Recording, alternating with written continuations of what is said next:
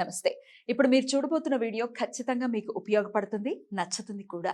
మరి మీకు నచ్చిన విషయం నాకు తెలియాలి అంటే ఈ వీడియోని మీరు లైక్ చేయాలి, షేర్ చేయాలి, అలాగే మన ఛానల్‌ని సబ్స్క్రైబ్ చేయాలి. మీ సపోర్ట్‌ని నాకు అందిస్తారు కదూ!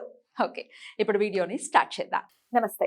Welcome to our channel. నేను కుప్పా పద్మిని. ప్రస్తుతంతో పాటు ప్రముఖ ఆధ్యాత్మికవేత్త, వాస్తు జ్యోతిష పండితులు, రాజరాజేశ్వరి ఉపాసకులు, జ్యోతిష రత్న, జ్యోతిష ప్రపూర్ణ బిరుదాంకితులు శ్రీమతి భానుకోటేశ్వరి గారు మనతో పాటు ఉన్నారు. మాట్లాడదాం. నమస్కారం అండి. జై శ్రీరామ్. శ్రీమాత్రే నమః. శ్రీ గురుభ్యో నమః. రాశి ఫలాలు చెప్తూ ఉన్నారు. ధనుస్సు రాశి వారికి మరి కుజ భగవానుడి యొక్క గమనం చేత ఎలా ఉండబోతుందండి 45 డేస్ కూడా? ఫెబ్ 6 నుంచి మార్చ్ 15 వరకు. ధనుసు రాశి వాళ్ళు వాక్కు విషయంలో చాలా జాగ్రత్తగా ఉండాలి. ద్వితీయ స్థానంలో సంచారం జరుగుతూ ఉంది. వీళ్ళ మాటల వల్ల కొన్ని రిలేషన్స్ పోగొట్టుకునే అవకాశం ఉంది. సో అంటే జనరల్గా ధనుసు రాశి వాళ్ళు ఎవరిని నొప్పించరు. నొప్పించక తానవ్వ కన్న చందానే వాళ్ళు ఉంటారు. కానీ ఒక్కొక్కసారి కాలవశాత్తు కొన్నిసార్లు తెలియకుండానే టంగ్ స్లిప్ అవ్వడం అనేది మానవ సహజం. ఈ సమయంలో అది కొంచెం ఎక్కువగా ఉంటుంది.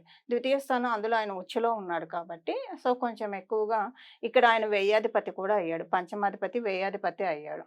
అందువల్ల ఏంటంటే ప్రత్యేకించి పిల్లలతో మాట్లాడేటప్పుడు ఎవరైతే వీళ్ళు స్నేహితులుగా భావిస్తారో ఆ స్నేహ వర్గంతో మాట్లాడేటప్పుడు ఇరుగు పొరుగు వారితోటి, కొలీగ్స్ తోటి, ఎవరితోటి మాట్లాడేటప్పుడు అయినా సరే కొంత జాగ్రత్తలు పాటించాలి. పాటించకపోతే కనుక వీళ్ళకి కొంత డిస్టర్బెన్సెస్ రావడానికి అవకాశం ఉంది. కాబట్టి ఈ విషయంలో కొంత జాగ్రత్తగా ఉండాలి.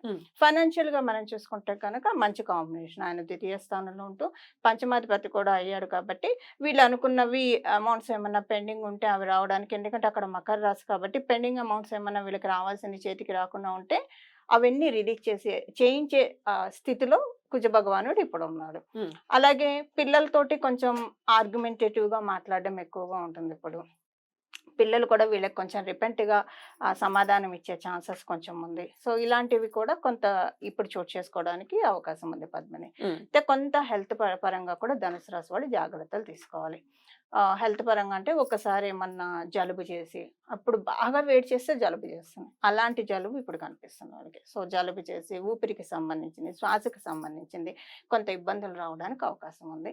ఈ విషయంలో కొంచెం జాగ్రత్తగా ఉండాలి. ఫైనాన్షియల్గా అయితే అబ్సల్యూట్గా క్లియర్గా ఉంది, ప్రాబ్లం ఏం లేదు. కాకపోతే ఈ విషయాల్లో మటుకు కొంత జాగ్రత్త తీసుకోవాల్సిన అవసరం ఉంది. ఇప్పుడు ఉదాహరణకి బాగా చాక్లెట్స్, ఐస్ క్రీమ్స్ తినే అలవాటు ఉంటే వాటి వల్ల జలుబు ఎక్కువ చేస్తుంది కాబట్టి కొంచెం ప్రయత్నపూర్వకంగా దూరంగా ఉంటే అప్పుడు ఈ పాయింటే ఉండదు కదా. ఎందుకంటే ఇప్పుడు మనం ఇంకా మాఘం అంటే జనరల్గా సమ్మర్ పూర్తిగా స్టార్ట్ కాకపోయినా ఇంచుమించు సమ్మర్ స్టార్ట్ అయినట్లే మనకు అనిపిస్తూ ఉంటుంది. సో సమ్మర్ స్టార్ట్ అయినట్టు అనిపిస్తూ ఉంటుంది కాబట్టి కొంచెం ఇలాంటివి తినడానికి క్రేవింగ్స్ అన్ని ఇప్పుడు బయటకు వస్తూ ఉంటాయి. సో ఆ క్రేవింగ్స్ని కొంత కట్టడి చేసుకోవాలి, కంట్రోల్లో పెట్టుకోవాలి. పిల్లల్ని డెఫినెట్గా కంట్రోల్ చేయాల్సినటువంటి పరిస్థితి ఉంది. పిల్లలు అయితే కంట్రోల్లో ఉండరు కాబట్టి. రైట్ అండి. వైఫ్ అండ్ హస్బెండ్స్కి ఎలా ఉండబోతుందండి? వైఫ్ అండ్ హస్బెండ్కి ఏ ఇంపాక్ట్ చూపించట్లేదు పద్మని. ఈ సంచారము ప్లస్ చేయట్లేదు, మైనస్ చేయట్లేదు, నార్మల్గా ఉంది, బ్యాలెన్స్డ్గా ఉంటుంది, న్యూట్రల్గా ఉంటుంది. రైట్ అండి. అయితే ఇక బిజినెస్ చేసే వాళ్ళకి ఎలా ఉండబోతుంది ఈ పీరియడ్? బిజినెస్ చేసే ఇప్పుడు ఫైనాన్షియల్గా బాగుంటుందని చెప్పాం కదా. సో ఫైనాన్షియల్గా బాగుంటుంది. ఇప్పుడు బిజినెస్ చేసే వాళ్ళకి పెండింగ్ అమౌంట్స్ ఎక్కువ ఉంటాయి ఉద్యోగస్తులతో కంపేర్ చేస్తే. పెండింగ్ అమౌంట్స్ అన్ని ఏమన్నా ఉంటే చూస్తూ ఉంటే రిలీజ్ అయ్యే సమయం కాబట్టి ఇండైరెక్ట్గా బిజినెస్ చేసే వాళ్ళందరికీ కూడా చాలా మంచి శుభ సమయం అనే చెప్పాలి. ఇబ్బంది అయితే లేదు. ఫైనాన్షియల్గా అయితే చాలా బాగుంది. అది వ్యాపారస్తులకే కావచ్చు, ఉద్యోగస్తులకే కావచ్చు, ఎవరికైనా కేవలంగా వీళ్ళ మాట వల్ల కొన్ని కోల్పోయే అవకాశం ఉంది. మాట విషయంలో కొంత కంట్రోల్గా ఉండాలి. మీరు బిజినెస్ చేసే వాళ్ళు కూడా డెఫినెట్ గా మాట అదే జాగ్రత్తగా అందుకే ఉంచుకోవాలి. అన్నాను. మాట వల్ల కొన్ని పోయే అవకాశం ఉంది. కొంతమందితో ట్రాన్సాక్షన్స్ హైగా ఉంటాయి. ఆ హైగా ఉన్నప్పుడు ఇప్పుడు వీళ్ళకి తెలియకుండానే ఏదన్నా ఒక మాట అన్నారు అనుకోండి, అది వాళ్ళు కట్ అయిపోయే అవకాశం ఉంది. సో మళ్ళీ అది తర్వాత వీళ్ళు జన్మజాతకం బాగుంటే మళ్ళీ రీఅసోసియేట్ అవుతారు. బట్ ఏదైనా కూడా ఒకసారి ఏదైనా రాకుండా చూసుకోవడమే ఉత్తమం కదా. సో ఆ పరంగా అందిస్తున్న చిన్న ఇది. రైట్ అండి. ఎలాంటి పరిహారాలు చేసుకోవాలి మరి? అటు హెల్త్ కూడా కొంత డిస్టర్బ్ అయ్యే పరిస్థితి ఉంది. అలాగే మాట రీత్యా కూడా మాటే అన్నీ కాబట్టి, శత్రుత్వాన్ని తీసుకొచ్చిన మాటే తీసుకొస్తుంది కాబట్టి ఎట్లాంటి పరిహారాలు చేసుకోవాలండి? వీలైనంత వరకు ఎక్కువగా మెడిటేషన్లో ఉంటే మంచిది పద్మిని. ఎక్కువగా మెడిటేషన్లో ఉండడం వల్ల వీళ్ళ రెస్పిరేషన్ని వీళ్ళు కొంచెం కంట్రోల్లో పెట్టుకోవాలి. ఎందుకంటే జలుబుకి సంబంధించిన దోషాలు, జలదోషాలు ఇవన్నీ కూడా కొంచెం స్లైట్గా అప్లికేబుల్ అవుతూ ఉన్నాయి కాబట్టి ఎక్కువగా ప్రాణాయామం చేస్తూ ఆక్సిజన్ ని బాడీలో ఎక్కువగా రిటైన్ చేస్తూ ఉండాలి. అది వాటర్ హీట్ చేసి ఆవిరి పట్టుకుంటారా, లేదంటే జనరల్ గా ఒక మంచి ప్రకృతి మధ్య అంటే బాగా చెట్లు ఉన్న చోట కూర్చొని ప్రాణాయామం చేస్తారా? ఇది ప్రాణాయామం బాగా చేసి బాడీలో ఆక్సిజన్ లెవెల్ మెయింటైన్ చేస్తే కనుక దీనికి ఇక్కడ ప్రాక్టికల్ రెమెడీనే అప్లికేబిలిటీ పద్మిని. కాకపోతే ఇష్టదైవాన్ని నామస్మరణ చేయడం. రైట్.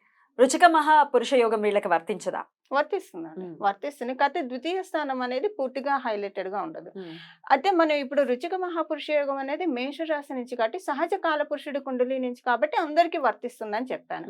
ఎంత వర్తించినా కూడా అందరికీ ఈ యోగము పూర్తిగా ప్లస్ చేయదు. అంటే వాళ్ళు ఆ కాంబినేషన్స్ ని బట్టి ఉంటుంది. ఇక్కడ ఏంటంటే ఇప్పుడు ఆయన ఏం చేస్తాడంటే ఉన్నది మకర రాశిలో కాబట్టి కొంచెం హైపర్ గా మాట్లాడే ఛాన్సెస్ ఇస్తాడు. సో ఇక్కడ ఎలాగైనా గురుబలం వీళ్ళకు ఉంది కాబట్టి కొంత ఎక్కువగా ఎగ్జాలరేట్ అవ్వకుండా ఉంటుంది కానీ బట్ ఏదైనా రుచిక మహాపురుష యోగం ఉన్నా కూడా ఈ పాయింట్స్ ఉన్నాయి. ప్రాణాయామం చెప్పి ఉన్నారు మీరు, కానీ దైవారాధన ఏది చేసుకోవాల్సి ఉంటుందండి ఈ 45 days? ఇష్టదేవత ఆరాధన. వీళ్ళకి ఏ దైవం అంటే ఇష్టమో ఇప్పుడు ఆయన జిహ్వాగ్రంలో ఉన్నారు. వీళ్ళకి ద్వితీయ స్థానం అంటే రకరకాలు ఉంటాయి. అందులో ఒకటి జిహ్వాగ్రం. జిహ్వాగ్రంలో ఉండడం వల్ల ఎక్కువగా భగవన్ నామ సంకీర్తన చేయాలి. శ్రీరామ జయ రామ జయ జయ రామ, శ్రీకృష్ణ జయ కృష్ణ జయ జయ కృష్ణ, హరే రామకృష్ణ అంటారా, లేదా నమ శివాయ అంటారా, శ్రీమాత్రే నమః అంటారా, ఏ నామం అయినా సరే నామాన్ని ఎక్కువగా పట్టుకోవాలి. రైట్. సబ్జెక్ట్ గురించి మాట్లాడుకుంటే ఒక్కొక్క గ్రహంతో మైత్రి అనేది ఉంటుంది. గ్రహ యుద్ధాలు మీరు చెప్పారు, శని భగవానుడికి అలాగే కుజ భగవానుడికి పడదు అని. ఇట్లా కుజుడు ఏ గ్రహానికి వింటాడండి? గురువుకేనండి. గురు గ్రహానికి వింటాడు. సో వీళ్ళు గురు రాశి వాళ్ళు కాబట్టి కొంత వీళ్ళని అంత ఇబ్బంది పెట్టేటటువంటి పరిస్థితి ఉంటుందంటారా? ఉంటుంది పద్మిని. ద్వితీయ స్థానం కదా.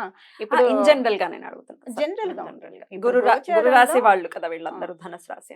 అది ఇప్పుడు కూడా చాలా పీస్ఫుల్ గా ధనుసు రాశి వారికి వెళ్ళాలని మనస్ఫూర్తిగా కోరుకుంటూ ఇక నెక్స్ట్ ఎపిసోడ్ లో మకర రాశి గురించి మాట్లాడుకుందాం. థ్యాంక్ యూ సో మచ్ అండి. నమస్తే. మంగళం. నమో భగవతే వాసుదేవాయ.